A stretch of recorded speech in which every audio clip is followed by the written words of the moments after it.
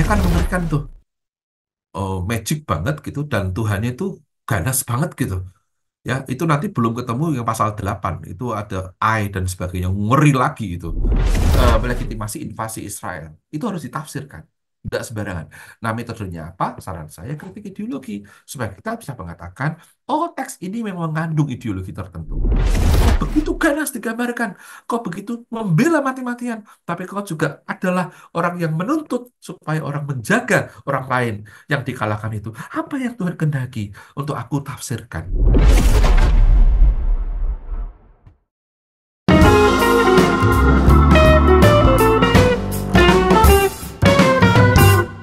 Sahabat YKB, kita jumpa kembali dalam program Ngulik Alkitab bersama saya sebagai pemandu percakapan, Pendeta Santiani Manurung.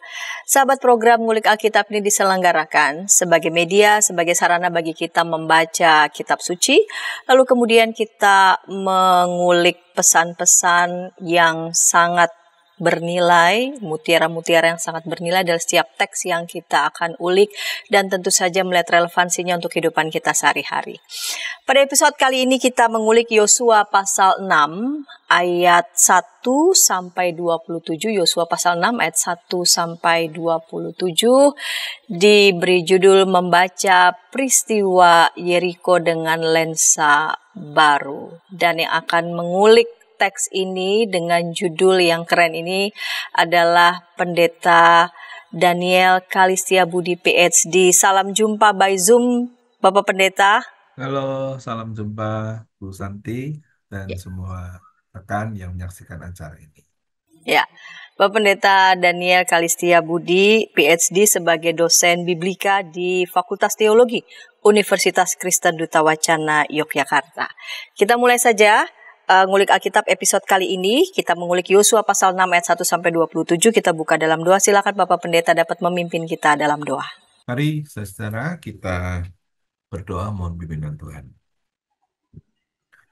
Ya Tuhan, kami akan membaca firman-Mu dan merenungkannya.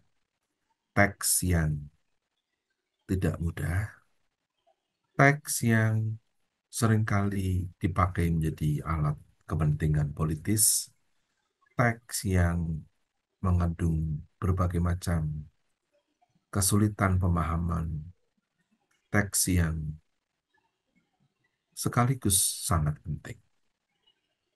Tolonglah kami ya Tuhan, untuk dapat mengulik Alkitab dengan baik, dengan bertanggung jawab, dengan sungguh-sungguh, agar apa yang kami gali dalam terang Roh-Mu yang kudus, menolong kami semua, baik yang berdiskusi maupun para audiens acara ini, untuk dapat menemukan kehendak Allah, menemukan kerigma berita dalam bacaan ini, dan dapat memanfaatkan itu untuk kehidupan kami kini dan sekarang ini.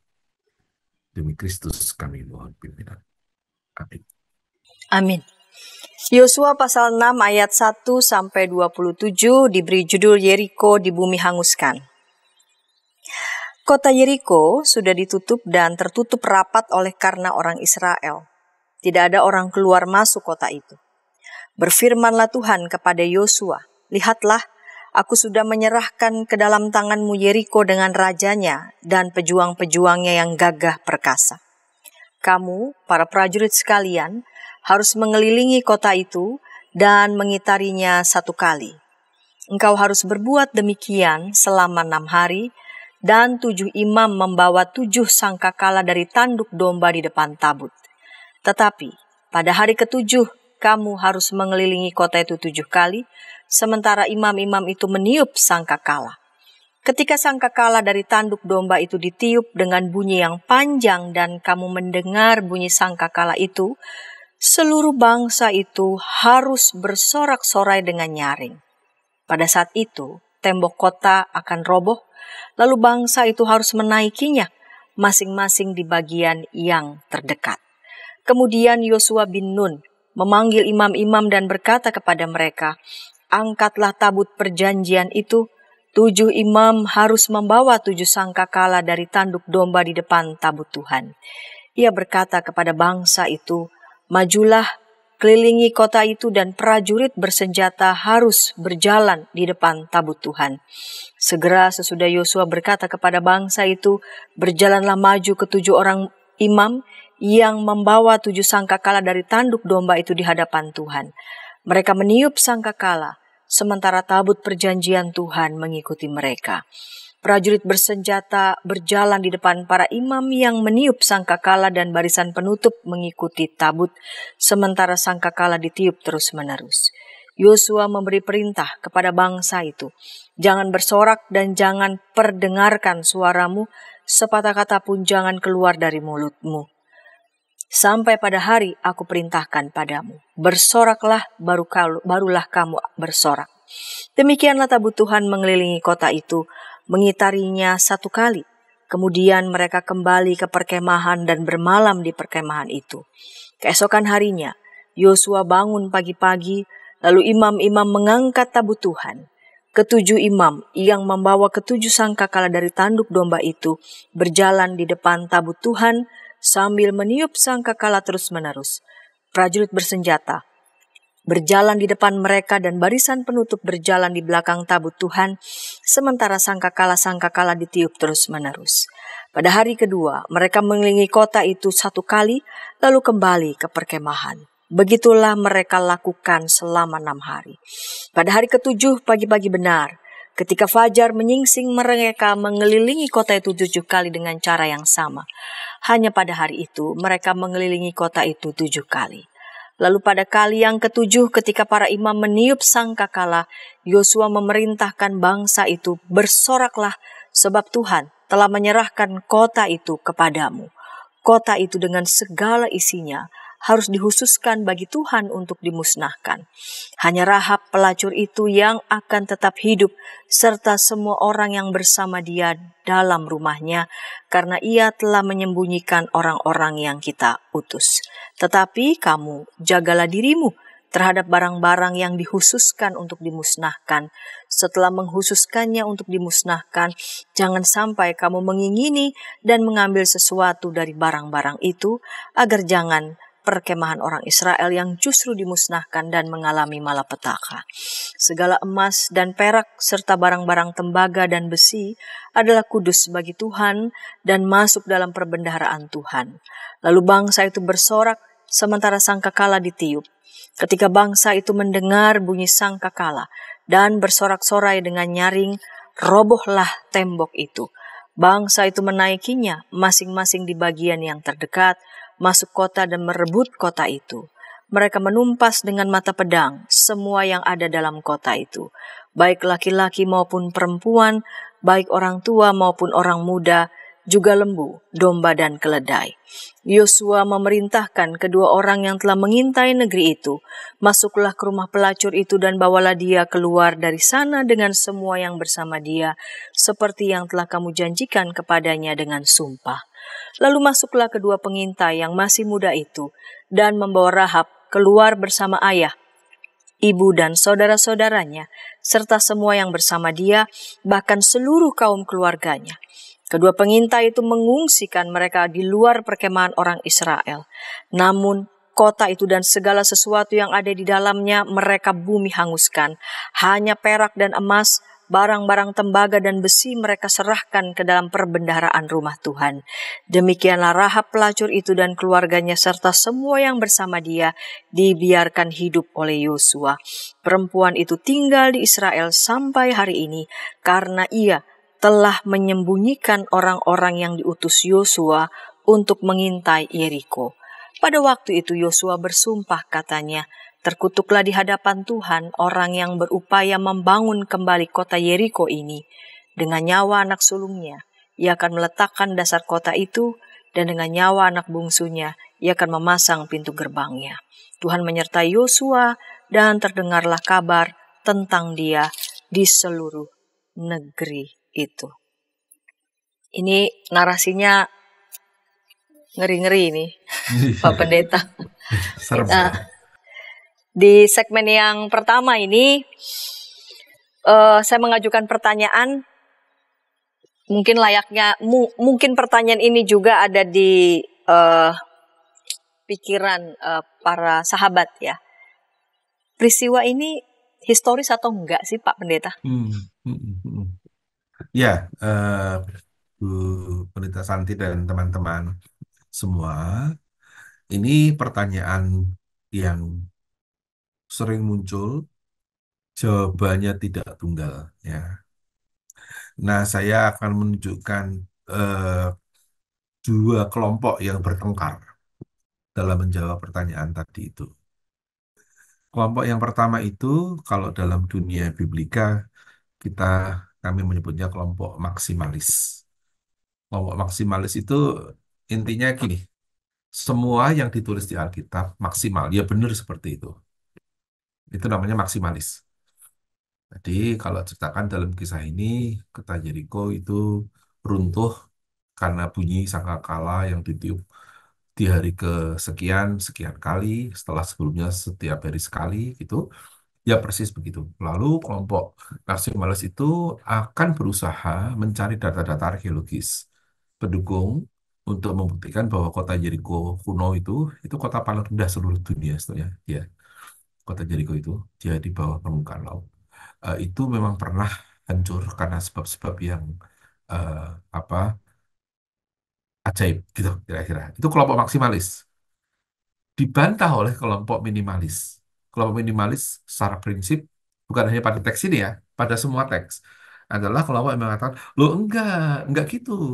Kalau diceritakan di Alkitab begitu, itu tidak berarti pasti begitu. Itu tuh cerita, penceritaan dengan maksud-maksud tertentu. Malah kadang-kadang tidak benar-benar ada itu ekstrem gitu. Ini sama-sama ekstrem. Yang satu ekstrem itu persis, yang satu sama sekali enggak. Itu enggak bisa ketemu itu kayak gitu. Ya, kemudian kelompok minimalis itu akan mengatakan, bahwa ya dipahami maksud teksnya itu apa. Wong itu tidak betul-betul eh, apa namanya historis, ya tidak ada buktinya sama sekali. Dia hanya adanya ya dalam cerita itu aja. Dan itu pun tokoh-tokohnya dipertanyakan apa betul ada betul apa tidak gitu. Kelompok minimalis sampai kayak gitu. Orang-orang yang kita asumsikan ada nabi-nabi tertentu tuh kalau mau minimalis akan bilang enggak, itu hanya penceritaan dari pengarangnya. Nah, dua kelompok ini tuh ekstrim, Shaolin sama Butong gitu kira-kira lah. Apa barat sama timur gitu. Ya, Bu Santi, jadi memang enggak sulit. Nah, tetapi memang kalau kita mengikuti keterangan yang lebih arkeologis ya, itu memang ada yang mengatakan enggak ada bukti hancur seperti itu tuh tidak ditemukan bukti-buktinya. Nah, tapi mereka ini bukan kelompok biblika ya, mereka ini arkeolog gitu. Ini dipakai langsung oleh kelompok minimalis. Oh kan? Nah, gitu. Jadi kalau kelompok minimalis maksimalis itu sebenarnya orang yang berkaitan dengan teks Alkitab. Tujuannya tuh pembuktian atau katakanlah meminta berhati-hati. Tapi kalau arkeologi itu kan nggak peduli dengan begitu. Dia studi sendiri aja dengan ilmunya. Nah, kadang-kadang ini mendukung kelompok minimalis, kadang mendukung kelompok maksimalis. Nah, bahan-bahan yang muncul dari arkeologi ini oleh kelompok masing-masing, mau minimalis, mau maksimalis, kalau cocok dengan teorinya mereka, ya dipakai. Gitu. Maka saya mengusulkan kita pakai cara lain aja. Ini juga yang saya sedang lakukan ya, Bu Santi. Saya sekarang itu sedang menulis tafsir Yosua. Ditugaskan oleh BPK Gunung Mulia khusus seluruh kitab Yosua. Jadi beberapa dosen biblika itu diberi tugas. Si ini tafsir itu, si ini itu seluruh kitab PLPB. Nah, saya kebetulan dapat Yosua karena waktu itu tinggal dua disuruh milih. Saya kan lulus studi 2000 16, jadi agak lebih muda dibandingkan para senior saya, para eksekut yang jadi dosen tafsir di Protestan maupun lingkup Katolik ya. Saya termasuk relatif muda, baru lulus 2016. Waktu itu BPK menawarkan tinggal dua ini yang belum dipilih gitu. Yang lain sudah dipilih dan banyak yang belum selesai. Kebanyakan belum selesai. Tapi kalau soal pilih memilih, pilihlah Yosua atau satu raja-raja. Saya memilih Yosua justru karena ada kitab ada cerita Jericho ini. Karena saya tahu, wah ini ceritanya mengerikan ini. Gimana menafsirkan ini? Dan saya dari tradisi Mennonite pula. Karena itu kan mantan kekerasan. Kisahnya kan mengerikan tuh. Oh, magic banget gitu dan Tuhannya itu ganas banget gitu. Ya, itu nanti belum ketemu yang pasal 8. Itu ada I dan sebagainya. Ngeri lagi itu. Nah, itu Bu Sandi. Jadi saya mengusulkan, ini juga sedang saya lakukan ya, untuk mendekatinya pakai metode. Metode ini namanya kritik ideologi. Itu mungkin akan menyelesaikan ketegangan minimalis dan maksimalis. Nanti kalau perlu tahu apa itu kritik ideologi, saya bisa cerita dikit. Tapi kira-kira jalan keluarnya kalau ditanya historis seperti historis, para ahli berbeda pendapat, tidak pernah ketemu, mungkin sampai akhir zaman juga tidak akan ketemu, gitu. Tapi saya beritahu aja namanya, minimalis, maksimalis. Lalu jalan keluarnya apa? Saya mengusulkan kritik ideologi, yakni memperhatikan ideologi teks, ideologi pengarang teks, dan ideologi pembaca zaman sekarang. Nah, nanti kalau perlu saya jelaskan lebih jauh. Itu dulu sementara. Oke, Bapak Pendeta. Dari pertikaian sampai kemungkinan sampai akhir zaman bisa nggak Ya, ketemu nggak ketemu kelompok itu, nggak maksimalis bakalan. dan minimalis nih, karena memang standpointnya memang udah beda begitu ya. Mereka akan berupaya melihat temuan-temuan arkeologi dan sebagainya untuk mendukung standpoint Iya. ideologi mereka.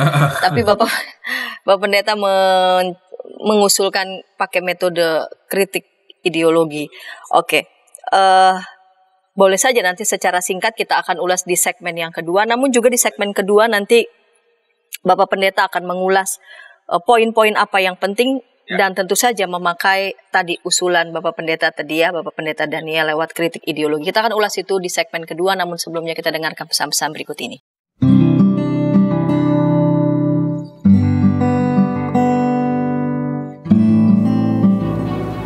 Hi folks, this is Daily Spirit for Youth, a daily devotional that helps you grow closer to God and apply His Word to your life. Daily Spirit for Youth dapat Anda saksikan hari Senin sampai Sabtu pukul 4.30 waktu Indonesia Barat di channel YKB TV.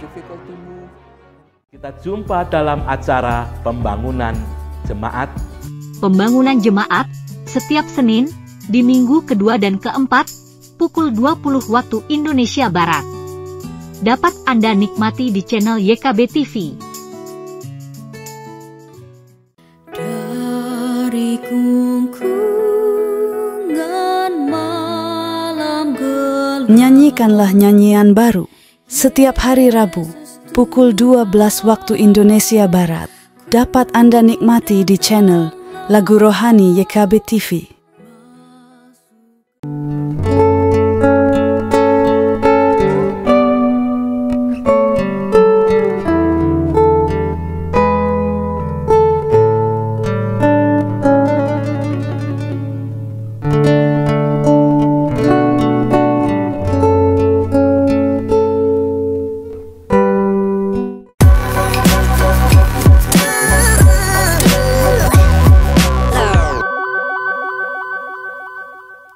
Sahabat senang masih bersama dengan kami dalam program Ngulik Alkitab. Pada episode kali ini kita mengulik Yosua pasal 6 ayat 1 sampai 27 di bawah judul Membaca Peristiwa Yeriko dengan Lensa Baru dengan narasumber Bapak Pendeta Daniel Kalistia Budi, PhD sebagai dosen Biblika di Fakultas Teologi Universitas Kristen Duta Wacana Yogyakarta. Kita lanjut di kita masuk segmen kedua ya Pak Pendeta. Iya, iya. Pak Pendeta bisa menjelaskan secara singkat kurang lebih begitu ya, kritik ideologi itu seperti apa, dan tentu saja para pemirsa, para sahabat juga ingin ditolong begitu poin-poin yang penting lewat usulan metode tadi. Silakan Bapak Pendeta. Oke, ini metode yang relatif baru, tetapi sebetulnya berhutang pada metode-metode sebelumnya. Jadi kita kan selama ini mengenal kalau dalam dunia biblika itu ya ada metode kritik historis misalnya. Siapa yang buat teks ini, eh, terus perubahan-perubahan teks apa dalam bahasa aslinya, siapa yang mengedit gitu-gitu. Kita juga mengenal yang namanya kritik narasi, yang tidak terlalu pusing dengan siapa yang memproduksi teks, tapi narasinya seperti apa. Jadi kalau kritik historis itu kayak teks itu sebagai jendela. Kita lihat dari jendela itu, kita lihat halaman. Oh, ada anak main, ada apa. Jadi di belakang teks. Kalau kritik narasi itu cermin. Apa yang dipantulkan oleh teks itu aja cukup. Kita nggak usah tahu siapa yang buat cermin ini, misalnya gitu, pasirnya dari mana, bisa jadi kaca seperti ini, nggak perlu tahu. Yang penting apa yang tampil di depan. Nah, kritik ideologi ini mengandung dua tadi. Jadi dia pada intinya mengatakan teks itu tidak netral. Tidak netral. Ada kepentingan teks. Kepentingan siapa? Kepentingan pengarang teks. Ada kepentingan editor teks. Di dalam teks itu sendiri, dalam penceritaan teks, juga ada kepentingan-kepentingan yang dibela, ditangkis, digembosin, gitu, di apa underlining ya, di garis bawahi, di apa soundingkan keras-keras, tapi juga di dalam teks itu kalau kita peka, itu ada juga lawannya yang juga mencoba memberikan apa namanya kritik pada pandangan yang ada dalam teks itu, loh kira-kira gitu. Nah, yang diteliti itu dimensinya dua, namanya sinkronik dan diakronik. Diakronik, dia dia itu kan eh, melampaui yang melewati ya kronik waktu itu maksudnya sedimentasi teks. Jadi teks ini tuh sedimennya apa? Lapis-lapisnya apa? Seperti historis kritis. Jadi dia mempersoalkan teks ini, kalau kok ada cerita seperti itu siapa sih yang menceritakan, eh, apa sih maksudnya dia menceritakan itu, kepentingannya apa? Jadi dalam rangka apakah ini diceritakan gitu oleh si pengarang. Teksnya sendiri ceritanya mengandung kepentingan. Mau ngomong apa sih sebetulnya yang dibela itu apa? Nah, nanti teks ini masuk ke dalam editing ya. Editor kan mengecek apa macam-macam perubahan teks macam-macam ini. Kita ngomong soal yang canggih-canggih ini ya. Bahasa aslinya ada versi-versi ini, kodeks-kodeksnya. Editornya mungkin nambahin atau ngurangin data. Itu kenapa kok gitu? Nah, kemudian itu dimensi diakronik ya. Lalu sinkroniknya itu ya sudah yang ditampilkan ceritanya itu mengandung apa? Jadi jangan sekedar oh ceritanya begini, tapi kenapa dia begitu? Dia mau ngomong apa tuh lewat ceritanya begitu? Teologinya apa tuh? Kayak gitu. Ya, itu dua aspek. Kemudian dibaca oleh kita. Kita ini kan pembaca yang tidak diasumsikan akan membaca ini oleh pengarangnya. Pengarangnya itu punya asumsi ketika itu ditulis, yang baca kan satu kelompok orang tertentu di zamannya dia. Tidak pernah terpikirkan bahwa ini akan didiskusikan oleh kita nguli Alkitab pada hari ini. Orang-orang Indonesia Kristen. Nggak kepikiran kan? Yang nulis kitab Yosua misalnya kan nggak kepikiran itu. Tetapi nyatanya kan kita membacanya. Jadi kita membaca teks itu pakai ideologi kita sendiri sebagai pembaca masa sekarang. Nah, lalu kita bisa merespon teks. Waduh, teksnya kok begini ya? Saya kok merasa teks ini terlalu apalah, atau saya kok tidak cocok ya dengan tekanan ini. Nah, kita boleh merespon teks itu. Jadi ada ideologi teks, ada ideologi pengarang teks, editor teks, dan kemudian bertemu dengan ideologi kita sebagai pembaca teks.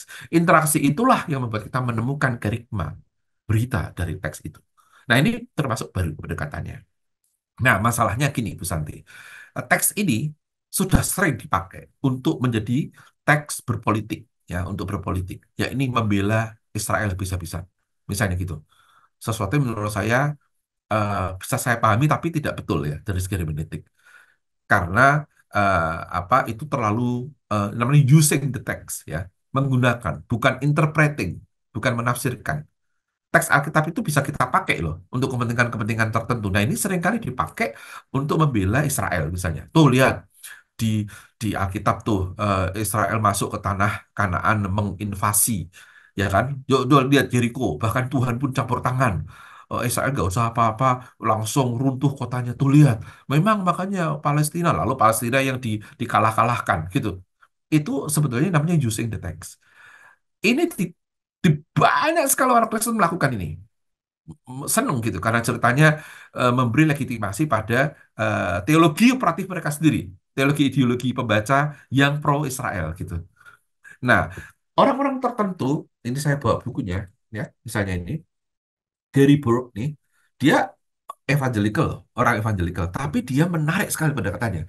Justru dia mau fair dengan teks, dengan ideologi teks, dia juga tahu situasi real sekarang ini di Israel Palestina. Dia tinggal di sana, dia menstudi. Bukunya luar biasa bagus, diterjemahkan saya kira oleh BPK sudah.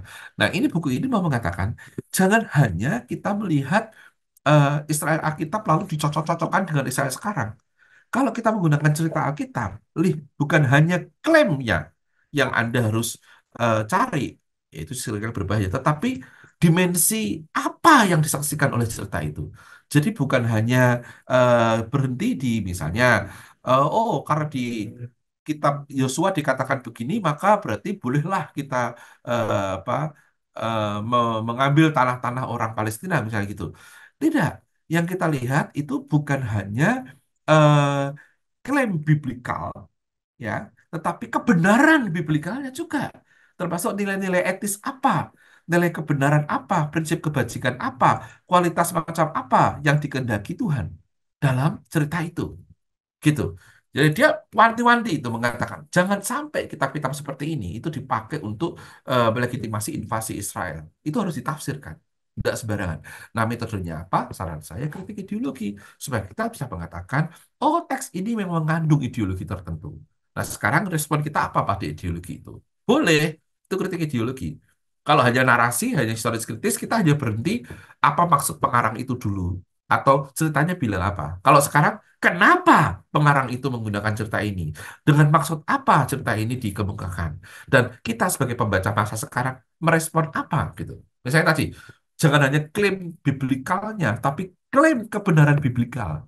Nah, gitu kan beda kan? Kalau klaim narasinya kan, oh, narasinya boleh begini, berarti loh, udah bisa. Itu apa itu nilai di balik narasi itu? Ada value apa, kebajikan apa, the truth apa gitu kira-kira. Nah, ini penting, Bu Santi. Maka saya sarankan melihat ini. Belum lagi kalau kita melihat nanti, kalau Bu Santi lihat teologinya, itu kan ngeri kan Allahnya. Ganas sekali. Itu ada istilahnya. The Savage God, itu istilahnya Deus Saevus. Allah yang ganas. Perintahnya coba, bunuhlah. Gitu kan? Rampas. Itu kan seperti penjarahan firman Tuhan loh. Nah, kalau itu dipakai gitu aja, tanpa ditafsirkan, berarti boleh dong kita atas nama kehendak Tuhan lalu membunuhin orang, merampas. Gitu. Nah, itu hati-hati. Makanya saya senang tema kita ini kan melihat kitab kisah Yeriko dengan lensa baru. Lensa barunya lensa kesadaran ideologis. Bahwa teks mengandung ideologi, bahwa kita bisa merespons secara ideologis, bahwa teks di dalamnya sendiri pasti ada konstruk yang bisa kita temukan dan kita ajak diskusi. Dan bahwa teks tidak boleh dipakai, tidak boleh using, tetapi interpreting. Tidak hanya sekedar mengklaim ceritanya, tetapi prinsip-prinsip etisnya itu yang penting. Jangan mentang-mentang ada dalam cerita Alkitab, kemudian kita membela Israel masa sekarang bisa-bisa. Itu cara menafsir yang menurut saya terlalu cepat ya, dan terlalu instan. Diperlukan kedalaman, pemahaman, sedimentasinya dipahami, kenapa teksnya jadi seperti itu, eh, kompleksitas narasinya dipahami, kepentingan-kepentingan ideologis yang bisa dipakai untuk menghantam pihak sana, pihak sini juga harus kita tahu. Kita sendiri juga punya proporsi teologis yang bagus dalam reaksi ini, sehingga tidak lalu ketika Allahnya ganas, lalu kita menyetujui pembunuhan pada orang lain atas nama Tuhan. Kan mengerikan kalau gitu. Kalau hanya ngutak-kutip gitu lalu dijalankan, ya tidak usah belajar teologi, tidak usah belajar hermeneutik. Ya toh? Nah, makanya kita harus mengembangkan ilmu-ilmu, metode-metode yang relatif bisa men-challenge upaya-upaya yang agak fundamentalistik ini dalam baca teks. Kira-kira gitu, Bu Santi. Baik, Kalau mau tahu kritik teologi. Pak Pendeta, studi yang sekian tahun bicara belajar dijelaskan dengan sangat singkat. Dan dengan kritik ideologi, poin-poin penting apa yang Bapak Pendeta lihat ini penting sekali ya di teks yang kita ulik pada episode kali ini? Kalau kita lihat kepentingannya ya, kepentingannya teks ini kita tanya, kenapa begitu? Beberapa kemungkinan. Dalam teks ini kan narasinya dulu kita lihat. Narasinya kan mau mengatakan Tuhan bekerja, berperang untuk. Nah, gitu kan. Nah, itu juga bisa plus bisa minus nih. Saya di depan saya juga ada bukunya ini, judulnya Yahweh is a Warrior, itu karangan Millard Lynn. Saya bisa tunjukkan. Nih, ini menarik. Millard Lynn itu orang Mennonite ya. Orang Mennonite itu kan denominasi saya gitu, Anabaptis pantang kekerasan kan teologinya. Tapi dia dosen PL memang di sekolah bernama AMBS di Amerika, Associated Mennonite Biblical School. Dia menulis judulnya Yahweh is a warrior. Ini Yahweh is a warrior. The theology of warfare in ancient Israel. Jadi dia mau nunjukin dalam konsep perang Israel itu ada konsep Allah itu eh, pahlawannya. Dia berperang gitu. Tuhan adalah ia yang ikut berperang gitu. Nah, ini dia sengaja nih sebagai orang yang pantang perang ya, pantang kekerasan membaca teks ini. Maka buku ini sangat penting ya untuk kita lihat bagaimana cara menafsirkan teks-teks seperti ini di mana Allahnya menyuruh menghabisi suatu kota. Yeriko ini ceritanya malah justru gini. Kamu nggak usah buat apa-apa deh. Kamu keliling aja sehari sekali. Nanti di hari ke-7 kali. Nanti lihat, eh, tiuplah sangkakala Allah berperang bagimu. Wah, gitu. Tuh, ya teologinya berarti, oh ini ada teologi, ada ideologi bahwa Allah digambarkan sebagai yang berperang bagi Israel. Jadi cawe-cawe gitu. Tetapi di pihak lain, Allah yang berperang ini, yang ajaib ini, bisa meruntuhkan tembok, lepas dari Anda minimalis atau maksimalis ya, adalah Allah yang juga mengingatkan agar ketika engkau mengalahkan kota itu, dan yang memang bayangannya ganas sekali membunuh, kamu harus kudus, dan kamu harus mengingat janjimu bahwa ada perempuan namanya Rahab yang pernah menyelamatkan pengintai-pengintaimu itu. Jadi jangan semenang-menang. Jagalah hidupmu kudus, peganglah janjimu baik-baik, hidupmu juga harus beres. Allah berperang untukmu, kamu boleh mengalahkan kota itu, bunuhlah. Nah, ini yang ngeri ya. Nah, kenapa gitu? Berarti ideologinya adalah melegalkan pembunuhan, gitu kan? Jika pembunuhan itu dianggap bagian dari apa namanya perintah Allah. Ini teologinya sekaligus ideologinya. Sekarang kita mau challenge, apa itu bisa ya kita langsung-langsungan gitu? Jangan-jangan tuh memang ideologi muncul apa untuk menunjukkan ada yang seperti itu, ada yang seperti itu. Nah, tetapi ada juga dimensi yang mau mengatakan bahwa tidak boleh semena-mena, walaupun memang Allahnya ganas seperti itu, ya yang ganas meminta kamu bersolidar pada Rahab. Nah, ini ada tegangan dalam teks itu loh, Bu Santi. Ada teologi solidaritas pada lawan, bahkan kamu pun bisa masuk ke Yeriko itu karena peran dari si lawan ini, yakni si Rahab yang menjadi sekutumu. Tapi di pihak lain ada teologi bumi hangus. Tetapi juga ada teologi kekudusan. Jadi ini kayaknya ada tiga ideologi yang main gitu. Yang main bersama-sama. Nah, itu yang kita harus hati-hati membacanya karena kisah ini sulit sekali. Kalau tidak kita menghilangkan dua teologi yang lain dan hanya ngomong soal legitimasi Allah bagi kita untuk berperang. Lupa pada solidaritas pada lawan, lupa pada jasanya Rahab, lupa pada hidup kudus. Sehingga lalu orang atas nama perintah Tuhan membunuhin, padahal kan dimintanya juga kudus. Nah, tegangan itu tegangan. Nah, lalu muncullah istilah holy war dan sebagainya ya. Holy war yang tidak holy sebetulnya. Karena ketika ada itu bisa aja hanya justifikasi. Oh, saya berperang atas nama Tuhan. Ya, sebetulnya juga merampas istrinya orang lain, memperkosa perempuan, mengambil harta benda. Tetapi Tuhan yang menyuruh loh ini. Nah, gitu kadang-kadang. Kita berlindung di balik itu. Nah, ini tegangan namanya. Dibiarkan dalam cerita ini. Memang tidak mudah. Siapa yang bilang ini cerita mudah? Lebih enak ceritakan cerita sekolah minggu loh. Tapi anak-anak sekolah minggu itu kan harus hati-hati kita mengajarnya. Jangan sampai kemudian Anda lupa pada tegangan kekudusan dan solidaritas. Kita sukanya itu cerita kehebatannya aja. The mighty God, the warrior God. Itu benar. Diceritanya begitu ya. Nah, tapi sekarang kita merespon dong sebagai pembaca. Apalagi kalau orang memakai ini. Nah, kalau gitu invasi Israel benar. Nah, hati-hati. Sebentar. Jangan lupa, ini yang Anda ambil tuh klaim-klaim yang menguntungkan teologi politik Anda. Orang bisa dengan teologi politik yang lain, bisa merespon cerita ini dengan cara yang lain. Misalnya mengkritik Tuhannya. Tuhan kok kayak gitu ya? Ya boleh aja, itu kan teologi orang ya. Lalu terjadilah apa namanya ketegangan-tegangan. Itulah kenapa saya mengusulkan kritik ideologi. Supaya tidak sekedar kalau Tuhan berkata begitu, lalu kita, wah berarti Tuhan memang begitu. Ya belum tentu. Itu teologi tentang orang itu yang bilang, Tuhan dalam cerita itu bilang begitu. Apakah Tuhan seperti Tuhan dalam cerita itu selalu? Belum tentu. Itu teologinya. Gitu. Nah, jadi ini ngomong soal gini ya. Ini saya ngomong gini ini tidak mudah dipahami, saya tahu. Tapi maksud saya, supaya kita membebaskan diri kita dari klaim-klaim biblis yang sempit. Gitu. Teks-teks tertentu di mana aktor Tuhan main, itu tentu harus kita akui sebagai ideologi dari teks itu. Tetapi kita juga bisa melihat tegangan di dalamnya. Ya, ada istilahnya diskrepansi, titik-titik beda yang memang mau dikenali. Kita sendiri bahkan boleh mengkritisi bacaan itu dengan mengatakan teologinya Allahnya ganas. Saya kok tidak setuju ya. Allah bagi saya kok Allah yang tidak ganas. Nah, bagaimana Anda yang tidak setuju ini membaca cerita tentang Allah yang ganas? Nah, itu permainannya. Tidak mudah loh Bu Santi. Maka ini di studi teologi itu biasanya semester ditaruh di semester 3 atau 5 gitu. Di S2 diulangi juga sih. Tidak mudah. Orang bisa salah paham. Saya ngomong gini, ada pasti pendengar yang mengatakan, oh berarti tidak percaya kitab loh. Ini loh, saya nggak bilang gitu loh ya. Saya bilang teks Alkitab ada teologinya. Nah, teologi itu bisa diperiksa, bisa dikritik juga. Teksnya, teologinya yang kita kritik loh. Allah yang ada dalam cerita itu adalah Allah dalam teologi orang itu. Allah itu sendiri melampaui teologi yang ada dalam teks itu. Gitu maksud saya.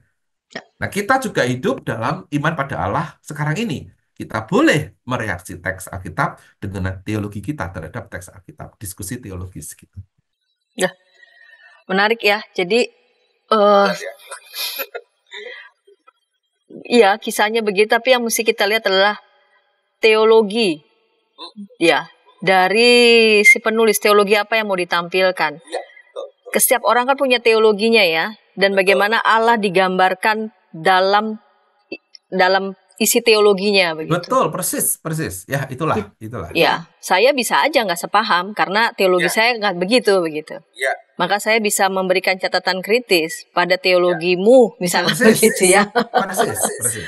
Saya bisa memberi catatan kritis pada teologimu, bukan pada Allahnya, sebab Allah itu melampaui baik pemikiran teologi saya maupun teologimu, begitu. Yang dibilangmu itu teks loh. Yes. Teologi pengarangnya. Yes, Boleh. Penulisnya. Jangan lalu dibilang, loh kok menentang Alkitab? Bukan, ini ngomong kritik ideologi kok. Bahwa tulisan itu ideologis. Teks Alkitab itu ideologis. Gitu. Adakah pesan-pesan yang lain, yang penting, yang Pak Pendeta perhatikan begitu dalam teks ini? Ya. Selain soal-soal yang kayak gitu tadi itu, saya kira kita bisa melihat misalnya gini. Ada satu teologi Allah sebagai berkuasa yang berperang itu ada, yaitu teologinya bukan manusia Allah berperang ganim itu ada. Ini yang minus adalah lalu ada kekerasan ilahi, seolah-olah Allahnya berlepotan darah melulu gitu ya.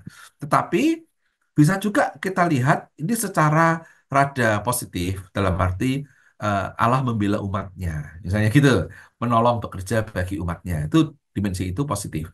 Begitu ternyata berdarah-darah di situ kita lalu menjadi kebingungan ya, itu pertama. Eh, Poin lagi yang menarik yang kita bisa ambil juga sadar akan kehebatan ilahi itu penting supaya umat tidak merasa berjasa dan besar kepala. Makanya kan bukan kamu keliling-keliling aja Allah akan dengan cara misterius meruntuhkan tembok kota itu. Jadi menyadari kehebatan yang ilahi itu baik, itu bersinergi dengan eh, teologi umat yang mestinya sadar diri dan rendah hati. Kekudusan harus dijalankan. Itu penting kan? Jadi jangan hanya sekedar mau menjarah-menjarah gitu. Engkau harus hidup kudus. Bahkan dalam rangka itu, engkau harus memegang janji. Memegang janji berarti terpercaya kan, eh, trusted gitu ya, menjaga yang lemah. Yang lemah dalam ini adalah Rahab yang pernah menolong tapi sekarang menjadi sangat lemah karena hidup di antara orang Israel. Bahkan Rahab itu ngajak orang tuanya dan saudara-saudaranya, dan teks mengatakan mereka dibiarkan hidup di tengah umat gitu, dibiarkan hidup di tengah umat. Itu kan menarik. Jadi ada penjagaan terhadap the other tidak untuk dihabisi, seperti dalam kisah Yeriko-nya, orang Yeriko yang ada dalam umat ternyata terpelihara. Nah, ini kan tegangan kan? Jadi mau mengatakan apa? Allah menghabisi semuanya? Enggak juga ya. Tegangan semacam ini itu teologi-teologinya. Relevansi kita apa? Ya menurut saya gunakan teks dengan hati-hati, jangan menjadikannya alat politik, jangan menjadikan teks ini untuk membenarkan kekerasan. Periksa baik-baik gitu ideologinya, tegangan-tegangannya. Periksa juga ideologimu sendiri, teologimu sebagai pembaca masa sekarang di tengah-tengah situasi yang tak terbayangkan oleh penulisnya. Kita sekarang ada dalam situasi di mana konflik Palestina Israel kan mengemuka begitu rupa ya, sangat sangat sangat melibatkan macam-macam. Nah, membaca itu gimana? Jangan hanya polos-polosan hitam putih. Ini teksnya itu adalah pelapis ideologi, Anda sendiri produk dari suatu ideologi. Ya, ya, jadi kita harus harus mempertemukan itu dengan rendah hati. Nah, kesadaran akan Tuhan yang berdaya, kerendahan hati dalam mentaati kehendak Allah dan hidup kudus memegang janji itu bersama-sama menjadi poin teologis yang penting. Menurut saya itu Bu Santi yang harus menonjol. Baik, baik Pak Pendeta. Jadi kisah ini sendiri bukan berarti lalu kemudian dibuang. Ini nggak berguna. Nggak bisa dong. Itu kebenaran Persis. kita kan. Betul. Kita menerimanya. Ya, yes, betul. Tapi tadi Pak Pendeta sudah mengatakan, lihat loh, ada hal-hal lain yang kita bisa lihat, nilai-nilai yang baik begitu ya. Bagaimana Rahab dan seluruh keluarganya hidup di tengah-tengah umat Israel, berarti tugas mereka yang majority begitu kan itu harus menjaga yang lemah. Ada ideologi itu juga yang tidak berdaya. Ideologinya nggak tunggal tuh. Iya. Jangan-jangan ideologi yang ini mau menghantam ideologi sebelumnya, bisa juga tuh. Ya. Itu namanya diskrepansi teologi. Diskrepansi itu perbedaan. Baik. Ya itulah. Makanya hati-hati kalau baca teks. Baik, Pak Pendeta, kita akan lanjut di segmen ketiga. Pak Pendeta, walaupun tadi juga sudah menjelaskan, sudah memunculkan ya butir-butir pokok-pokok teologis maupun juga relevansinya buat kita, tapi Pak Pendeta bisa mengulas lagi, bisa lebih luas lagi untuk kehidupan kita. Kita akan ulas itu di segmen ketiga, namun sebelumnya kita dengarkan pesan-pesan berikut ini.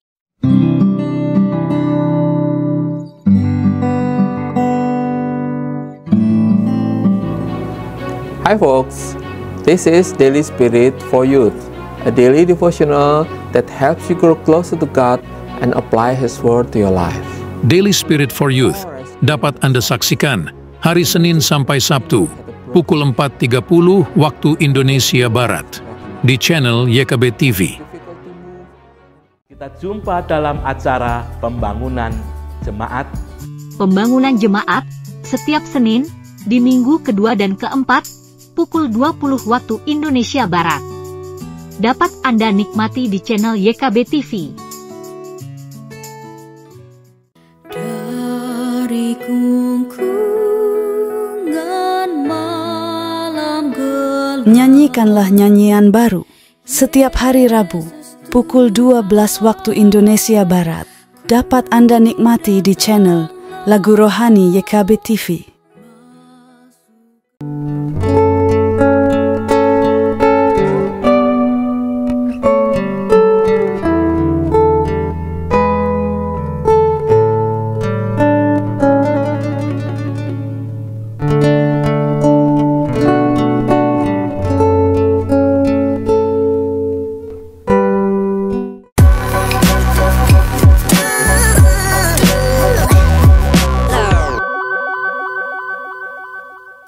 Sahabat senang masih bersama dengan kami dalam program Ngulik Alkitab. Pada episode kali ini kita mengulik Yosua pasal 6 ayat 1-27 di bawah judul Membaca Peristiwa Yeriko dengan Lensa Baru dengan narasumber Bapak Pendeta Daniel Kalistia Budi PhD. Saya mengajak sahabat dapat berinteraksi di kolom komentar yang sudah tersedia, menyampaikan respon, tanggapan maupun juga menyampaikan pertanyaan dengan senang hati. Narasumber pada episode kali ini Bapak Pendeta Daniel Kalistia Budi PhD akan merespon kembali dan juga menjawab jika dari para sahabat ada yang ingin menyampaikan pertanyaan. Baik, Bapak Pendeta Daniel, kita lanjut di segmen ketiga. Segmen penutup ini berkaitan dengan apa yang relevan bagi kita sekarang ketika kita membaca teks ini, maupun bisa saja kita akan menjumpai teks-teks yang serupa yang bisa bikin kita kaget begitu. Saya ingin menunjukkan beberapa hal ya. Mohon maaf kalau agak berat. Yang pertama, teks ini itu produk siapa gitu dulu. Ya, teks Yosua, saudara, sampai melebar sampai raja-raja. Itu menurut penelitian dari Martin Knoll, ini pakar dari Jerman. Dia meneliti narasi, bentukan teologi dari kisah ini dari Yosua sampai raja-raja. Itu masuk kelompok yang namanya Deuteronomistic History. Deuteronomistic History. Jadi berawal dari Ulangan sebetulnya. Kitab Ulangan sudah masuk. Ulangan, Yosua. Nah, itu adalah suatu kitab. Kumpulan kitab yang ditulis oleh orang dengan teologi tertentu. Teologi Deuteronomistik. Ya ini gini.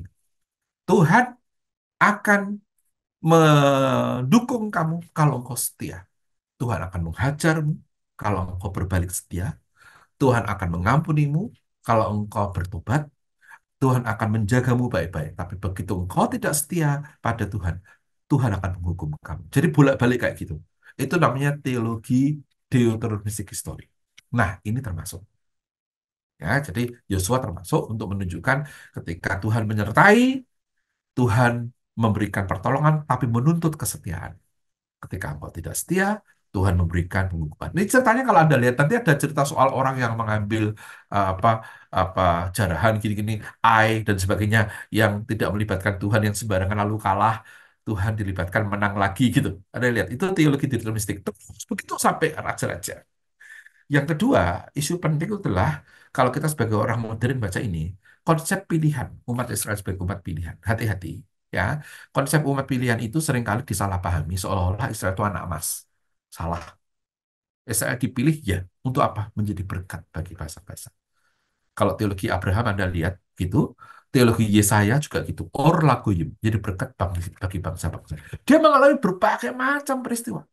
Karena kalau tidak beres dia dihukum kan. Kalau Anda lihat, semua dari semua histori itu tadi teologinya itu sama. Cerita hakim-hakim, cerita raja-raja, lihat itu. Umat pilihan ini, kalau nggak beres dihukum. Kalau berubah menjadi setia, diampuni, lalu pulih. Maksudnya, mereka dipilih untuk menjadi model hidup. Beginilah orang harus hidup di hadapan Allah. Yakni dengan penuh kesetiaan. Maksudnya gitu. Tapi mereka sering gagal. Kalau mereka gagal, Tuhan menghukum. Supaya Anda belajar. Nih, ini loh model hidup yang dikehendaki dan model hidup yang eh, dialami oleh orang yang melawan kehendak Tuhan. Kalau mereka setia, Tuhan memberikan penyertaan dan memulihkan lagi. Kalau mereka tidak, mereka bahkan ada cerita pembuangan dan macam-macam itu kan. Itu sebenarnya bukan dipilih untuk anak mas semua yang lain dapat hukuman dia pesta sendiri, yang lain resesi kita resepsi. Salah. Konsep itu salah. Dipilih itu jadi model. Pertama itu. Maka lihat cerita semacam ini tidak boleh Anda pakai untuk melegitimasi situasi politik sekarang. Saya beritahu ya, orang Israel yang Kristen, kalau kita masuk Kristen itu hanya 2,3%. Itu tahun 99 ya, sekarang sih geraknya tidak banyak berubah lah. Saya pernah studi di sana, bukan turis ya, studi betul, diminta oleh Sinode bertemu dengan teman-teman tertentu, Biblika semua memang waktu masih sangat muda, bertemu dengan eh, ya tokoh agama di sana, tokoh masyarakat macam-macam. Ternyata mengejutkan sekali ya Tuhan, ternyata orang Israel itu ya orang Israel, Yahudi gitu. Orang Yahudi bukan orang Kristen kan? Bukan beragama Kristen, jumlah mereka yang Kristen cuma 2,3%. Jumlah orang Arab, Palestina yang Kristen lebih banyak. Jadi ini bukan soal agama, ini soal tanah. Konflik sekarang ini tuh soal tanah. Bahwa lalu unsur agama dipakai dalam hal ini Alkitab yang sering dipakai untuk membela sekelompok orang yang yang berurusan dengan soal tanah itu masalah kita, maka kita harus hati-hati. Nah, kemudian yang harus saya ingatkan lagi apa adalah panggilannya apa? Kita dipanggil dalam baca Alkitab ini untuk mengerti value-nya kan, untuk mengerti dimensi-dimensi teologis, etis, spiritual yang menolong kita bisa menjalankan apa yang dikehendaki Allah, yakni menjadi umat pilihan.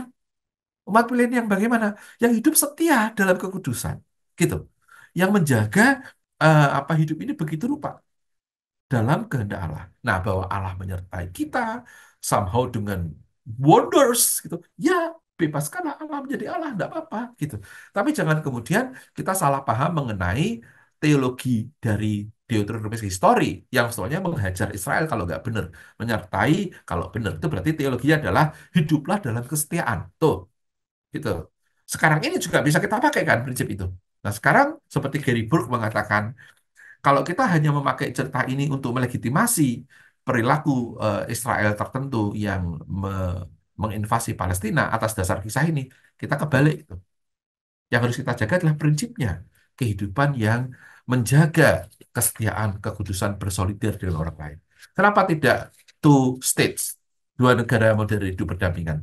Kan bisa. Masing-masing juga punya referensi pada kitab sucinya, bahkan teks Alkitab kita juga mengajarkan supaya menjaga Rahab, misalnya gitu. Itu kan fakta gitu. Kok kenapa lupa? Ingatnya kok hanya Yeriko-nya, sangkakalanya, dan runtuhnya, yang menurut kaum minimalis nggak pernah ada, kecuali ada maksimalis. Ya, jadi itu. Pak Pendeta, ya apa yang ada dalam diri manusia punya kecenderungan? Selalu pembenaran kan ini justifikasi toh. Iya, katakanlah klaim Justifikasi tanah untuk begitu ya. Apa menetapkan iya dia karena ideologinya apa.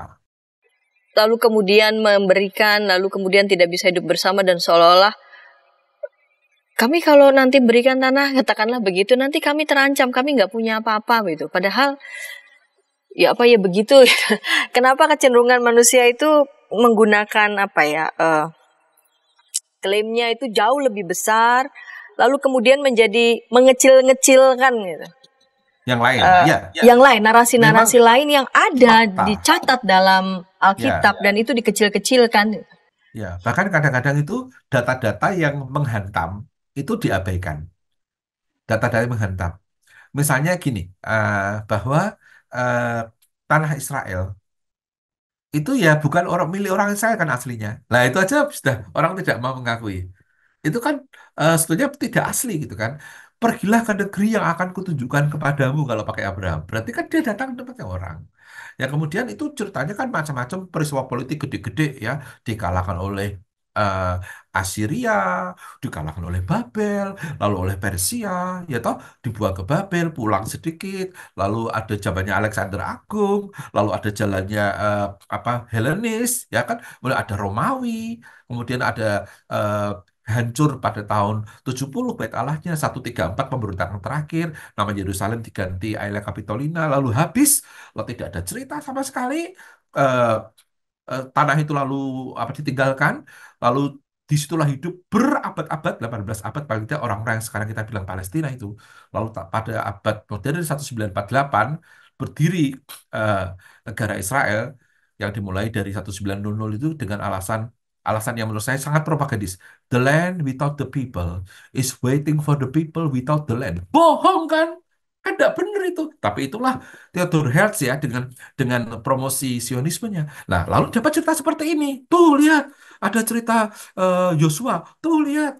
Jericho dihancurkan. Hati-hati, saudara. Please, interpret the Bible. Do not using the text. Kita dipanggil untuk interpreting, menafsirkan teks. Bukan memanfaatkan teks. Kalau kita manfaatkan teks, kita bukan jadi teolog. Kita jadi politisi. Politisi yang tidak adil. Kita menjadi propagandis. Harusnya kita dengan rendah hati, Tuhan, teks ini sulit. Tolong aku mengerti. Roh Kudus penolongku kiranya memahami apa toh maksud teks ini, pengarangnya punya maksud apa toh, teologinya apa toh, apa yang mau dibantah oleh teks ini sendiri, ada tidak perbantahan di dalam teks ini sendiri. Aku sendiri sekarang, manusia masa sekarang, yang punya concern nasional, concern internasional, concern biblical, concern nilai-nilai kemanusiaan. Tolong aku membaca teks yang sulit ini. Engkau begitu ganas digambarkan, kau begitu membela mati-matian, tapi kau juga adalah orang yang menuntut supaya orang menjaga orang lain yang dikalahkan itu. Apa yang Tuhan kehendaki untuk aku tafsirkan? Aku dengan teologiku mencoba bertemu dengan teks ini. Tolong aku. Gitu harusnya. Daripada, oh ini berarti ini itu berarti. Nah kok gampang lah. Gitu caranya nggak usah sekolah teologi lah. Langsung-langsungan aja. Lalu Anda jadi pengguna. Pengguna dalam arti abusing ya ini ya. Bukan penafsir kitab suci. Anda tidak perlu berdoa kalau gitu Betul. untuk hikmat Roh Kudus. Minta aja kemampuan untuk cuplak-cuplek menggunakan teks untuk kepentingan Anda. Ya, itu pasti Betul. bukan langkah yang baik. Kalau sungguh menghormati wibawa kitab suci, mestinya nggak begitu ya. Oh ya, teks itu berbicara pada kita kalau kekonoannya kita hormati. Termasuk ideologi-ideologi yang ada di dalamnya. Ya, kalau bertemu dengan concern kita. Roh Kudus yang bekerja sepanjang zaman, kita mohonkan menolong kita mengerti, mendapatkan maksud Allah. Itu jauh lebih rendah hati secara epistemologis, secara teologis, secara hermeneutis daripada orang yang cuplak-cuplek ayat untuk membenarkan ambisi politik dan teologi operatif yang tertutup dalam dirinya. Kita harus terbuka, harus berani goncang, harus rendah hati. Langsung dididik. Rendah hatilah. Rendah hatilah di hadapan teks. Kita sekarang di masa kini kita sedang membaca teks rentang ribuan tahun yang lalu. Hati-hati begitu ya Pak Pendeta ya. Iya. Ya, ketika kita sungguh-sungguh menghormati otoritas wibawa kitab suci, maka kita harusnya dengan rendah hati minta pada Allah, mohon hikmat supaya Allah sendiri yang memberikan kepada kita hikmat mutiara apa yang harusnya bisa kita pahami dia. Jangan sampai ide kita, teologi kita atau bahkan ideologi kita, atau mungkin ada kepentingan-kepentingan yang tersembunyi yang sebetulnya sesungguhnya jauh di depan ketimbang kita sungguh-sungguh mau mengerti Tuhan mau bicara apa pada kita melalui teks yang tidak mudah. Justru lewat cara-cara seperti itu jauh lebih bisa kita mempertanggungjawabkannya. Begitu ya, Pak Pendeta. Terima kasih Pak Pendeta Daniel Listia Budi. Kita akan mengakhiri episode kali ini, dan ketika tayangan ini boleh memberkati sahabat dimanapun sahabat berada. Pasti sahabat juga membutuhkan ruang waktu untuk bisa merenungkannya lebih dalam, dan ini kiranya juga boleh menjadi berkat.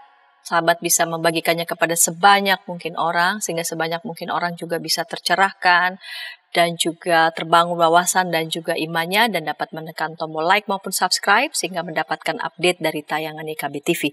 Kita akan menutup dalam doa. Silakan Bapak Pendeta dapat memimpin dalam doa. Marilah saudara kita berdoa.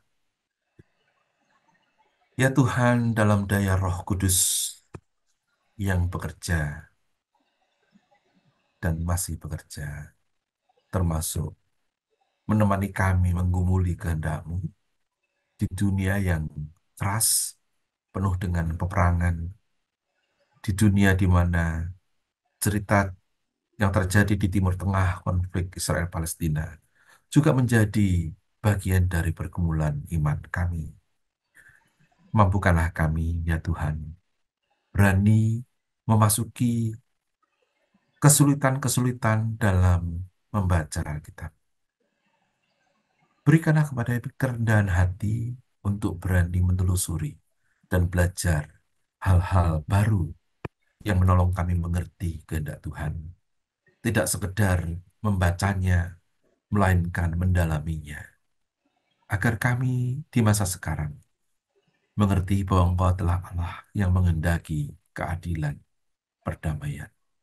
Engkau Allah yang menghendaki semua orang bersolidir, saling cinta, saling jaga. Engkau menghendaki kami untuk dapat hidup kudus. Engkau menghendaki kami untuk dapat menjaga kualitas kehidupan bersama dengan baik. Hal yang sulit ya Tuhan, terutama di masa konflik, di mana banyak orang memberikan legitimasi tekstual, legitimasi teologis untuk maksud-maksud kepentingan sektoral dan parsial.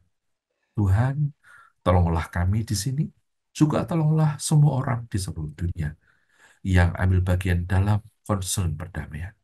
Berkatilah mereka yang juga kerja untuk perdamaian di Israel-Palestina sekarang ini.